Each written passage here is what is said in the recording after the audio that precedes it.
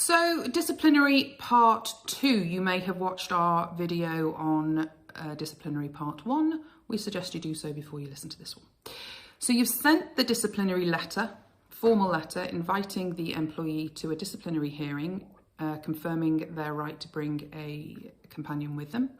You've also provided them the outline of what your concerns are, and now we're going to go through the format of the actual meeting.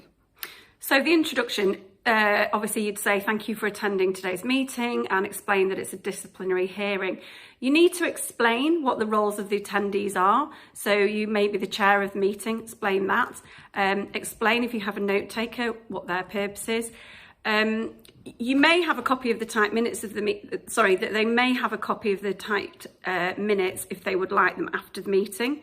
Or explain if they have agreed to record the meeting, that has happened, so it's taken place. Make sure you've got that in writing, that yes, they have agreed to that. Explain that if they've got a companion, what that person's role is, that they are allowed to address the hearing, to put and sum up the employee's case on their behalf. They're allowed to respond on behalf of them to any views expressed at the meeting, and to check that the employee is happy for them to do that. Or explain that they have declined to attend with a companion. Explain that you need to decide whether any formal warning is appropriate and what that warning potentially could be. So it could be written, a final written, or dismissal. Explain that you may make the decision that day, or you may follow up with another meeting or another letter. We normally advise, have the meeting, adjourn the meeting, and follow up with the letter on the decision. So you've got time to think about the decision carefully and what the person's response is. The format. Explain to the employee that they will be given the opportunity to respond to the allegations made against them. And give them that time. There's no point in saying that and not giving them that time. Equally, it's very important that you keep the meeting on track.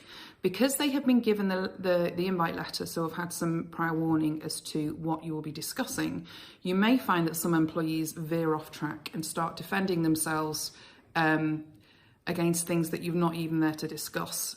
We had a recent client who spent a disproportionate amount of time in a disciplinary hearing.